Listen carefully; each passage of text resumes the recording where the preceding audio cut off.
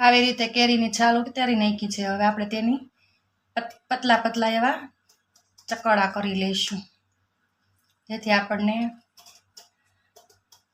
કટકી કરવામાં ઈજી પડે। તો આવી રીતે પહેલાં પતલા પતલા છોતરા કરી લેશું, પછી તેની આપણે કટકી કરી નાખીશું। પછી જો આવી રીતે ચીરું કરી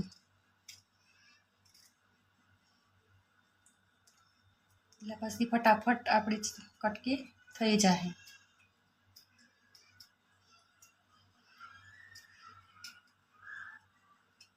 આપણી કટકી અસલ ઝીણી અને સરસ થાય।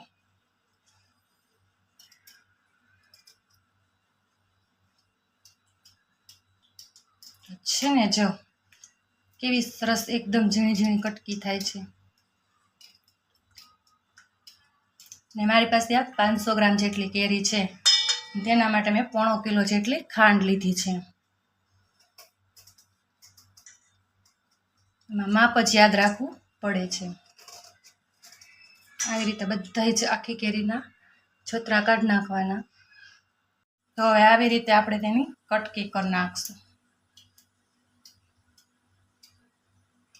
તો છે ને, કટકી કરવાની સાવ સહેલી રીત। હવે આપણી કટકી ફટાફટ થઈ જશે।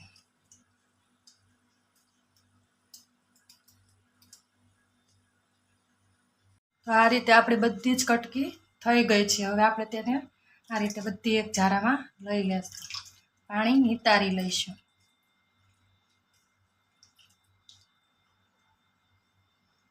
આ રીતે બધી જ કટકી આપણે નિતારી લઈશું।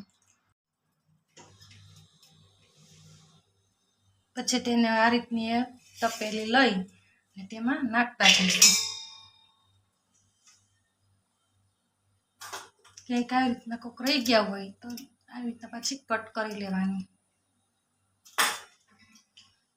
તો આવી રીતે બધું જ પાણી નિતારીને તપેલીમાં લઈ રૂમાલ પાથરી અને તેના ઉપર આવી રીતના નાખી અને બધી જ કટકી આપણે કોરી કરી લઈશું, જેથી આપણે ખાંડ ભેળવીએ ને તેમાં સહેજે પાણી ન રહે। પછી આવી રીતના આમ કરી કોટનનું જ કપડું લેવાનું, એટલે બધી આપણી કટકી એકદમ કોરી થઈ જાય। જો કરીને પછી આવી રીતના રાખી દેવાનું, બેવડું કરી દેવાનું। પછી આવી રીતના કરી નાખવાનું, એટલે પાણી બધું સોચાઈ જાય, એટલે આપણી કટકી એકદમ કોરી થઈ જાય।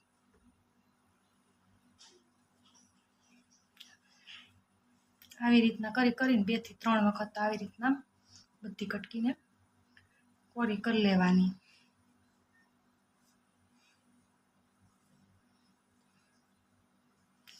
પછી આને એક તપેલીમાં લઈ લેવાની, અત્યારે આમ એક બાજુ લઈ લેવાની, એમ કરીને બધી જ કટકી આપણે આવી રીતના કોરી કરી લેવાની।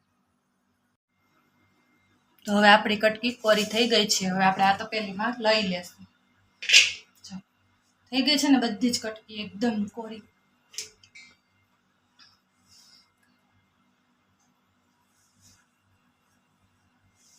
લઈ લેશું બધી એક જ હારે નાખી દઈશું।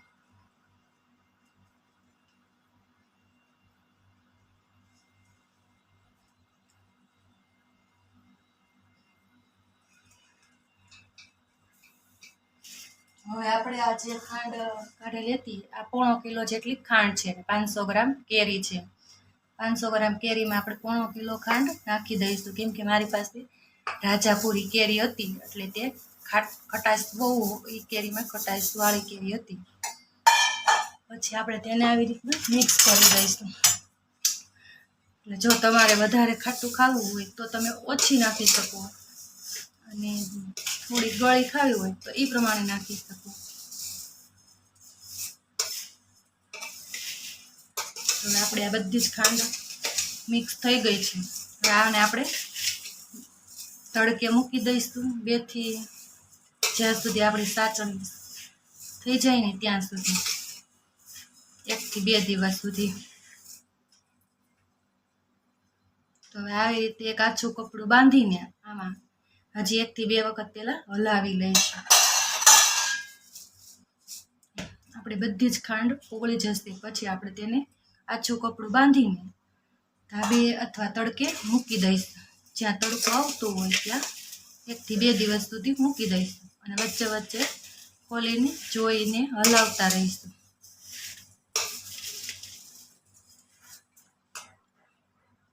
જો આપણે કેરી ખાંડ ઓગળી ગઈ છે. હવે આપણે તેને એક આછું કપડું તેને બાંધીને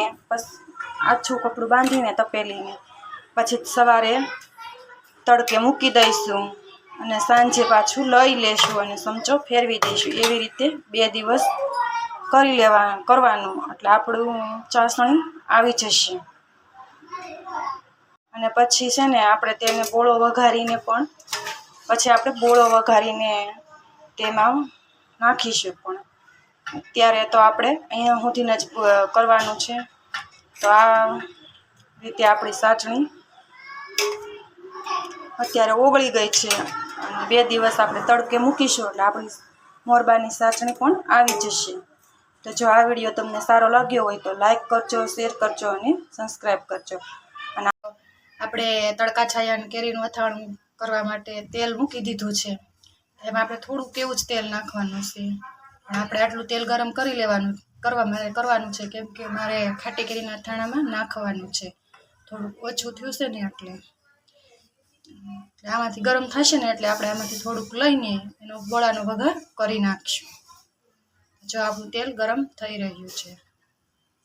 આપણે એકદમ ગરમ તેલ થઈ જશે પછી આપણે ગેસ બંધ કરી દઈશું અને તેલ 15-10 હાવ ઠંડુ થવા દઈશું. જો આ રીતે આપણે રાઈ નાખવી છે તો એકદમ પર આવી જાય છે. જો આવીને ફૂટી જાય છે તો આપણું તેલ એકદમ ગરમ થઈ ગયું છે. થોડુંક ઠંડુ થશે ને એટલે આપણે તડકા છાયા કેરીનું ગળ્યો અથાણાનો બોળો વઘાર નાખશું. આપણે આ એક મરચી લઈ લીધી છે સૂકી, 2 તજ લઈ લીધા છે, 2 તજના નાના નાના ટુકડા લઈ લીધા છે, 2 ચક્રફૂલના 2 કટકા લઈ લીધા છે અને 2 થી 3 લવિંગ લઈ લીધા છે, 3 થી 4 આ મરી લઈ લીધા છે જે આપણે તીખા કહીએ છીએ તે. 1 થી 2 લવિંગ લઈ લીધા છે વઘાર કરવા માટે આપણે બોળાનો, જે આપણે તડકા છાયાનું અથાણું કરીએ છીએ અને તેનો વઘાર કરવા માટે તેમાં આપણે થોડોક જ બોળો નાખવાના છીએ. તો આ રીતે બધું લઈ લીધું છે. હવે આપણે તેને જરાક વાટી લઈશું. તેલ આપણે હવે થોડું ઠંડુ થઈ ગયું છે તો આપણે તેનો વઘાર કરી લઈશું બોળાનો. તેના માટે મેં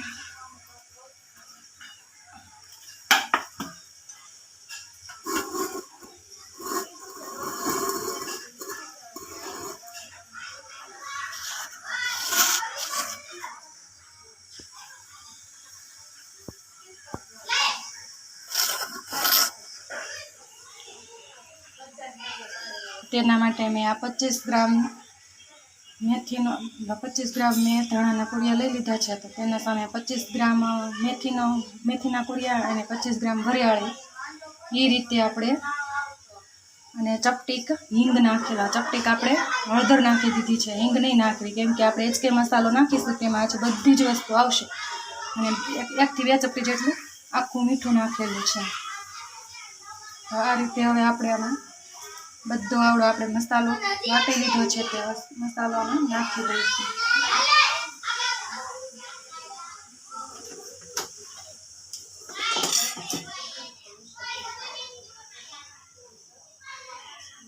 લાગે તો સેજ આપણે ગરમ પણ કરી દઈશું.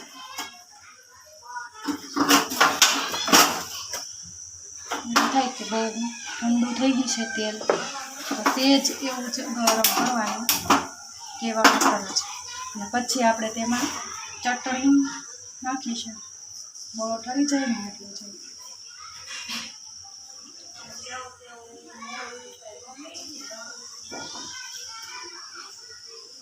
આ રીતે આપણો ગોળો તેલ થઈ જાય એટલે આપણે ગોળનો વઘાર કરી લઈશું.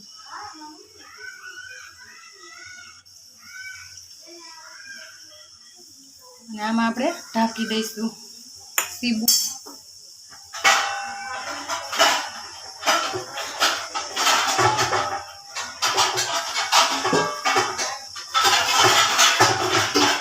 રીતે આપણું સીબું ઢાંકી દઈશું અને થોડીક વાર માટે એમનું રહેવા દઈશું ઢાંકેલું છે. તો આવી રીતે આપણો ગોળ વઘારાઈ ગયો તો હવે આપણે તેને મિક્સ કરી લેવું.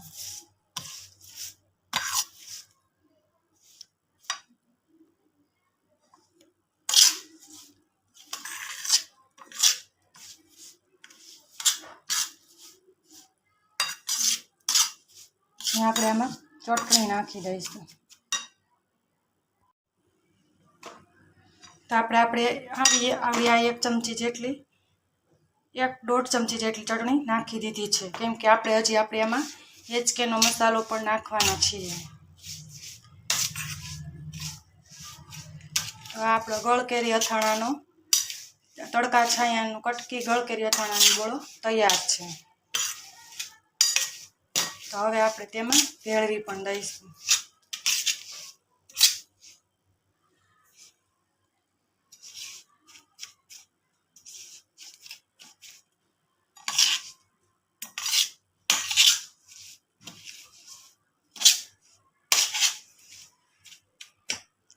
આટલો ગોળો આપણે રાખી દેવાના છીએ, કેમ કે મારી પાસે પહેલાં થોડોક પડેલો પણ છે ગોળો વઘારેલો, તે પણ નાખી દઈશું.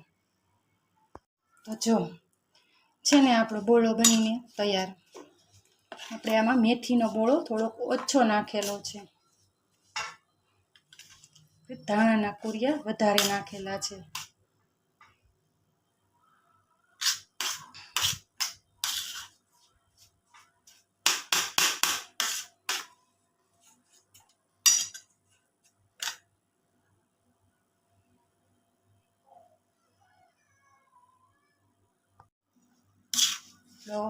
તડકા છાયાનો કટકી મુરબ્બાનો અથાણાનો બોળો બનીને તૈયાર છે. તો જો આપણે આ બોળો હવે બનાવવાનું એક વખત સમજી લઈએ કે આપણા ધાણાના કુરિયા 50 ગ્રામ, મેથીના કુરિયા 25 ગ્રામ, અને વરિયાળી 25 ગ્રામ, અને 1 થી 2 ચપટી મીઠું, અને જો તમને વધુ ઓછું લાગે તો નાખવાનું 1 પિંચ જેટલી હળદર, અને 2 ચમચી ભરીને આવડિયા લાલ મરચું પાવડર, અને તોય તમે તમારા ટેસ્ટ પ્રમાણે તીખું ખાતા હોય એ પ્રમાણે નાખવાની. પછી આમાં આપણે થોડોક એચકેનો બોળો પણ નાખવાના છીએ. તો પહેલાં આપણે આ કટકીમાં બધો જ બોળો નાખી દઈશું.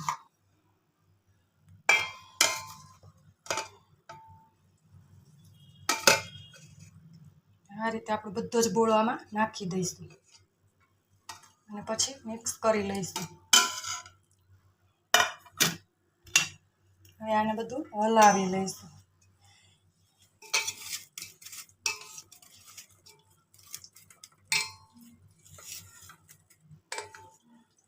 હવે આપણે એમાં થોડોક 1 થી 2 ચમચી ભરીને એચકે બોળો નાખીશું. ને હા મિત્રો, એક વસ્તુ મારાથી ભૂલાઈ ગઈ છે, તો હું ચેક કરીને તમને બતાવી દઉં. જો 2 થી 3 દિવસ રાખી એટલે આપણી ચાળણી આવી રીતના આવી ગઈ છે. જો છે ને 2 થી 3 દિવસમાં આપણી ચાળણી આવી રીતના પરફેક્ટ આવી ગઈ છે. આવી રીતના આપણી ચાળણી આવી રીતના આવી રીતના આમ થાય ને એટલે આપણી ચાળણી થાય છે ને,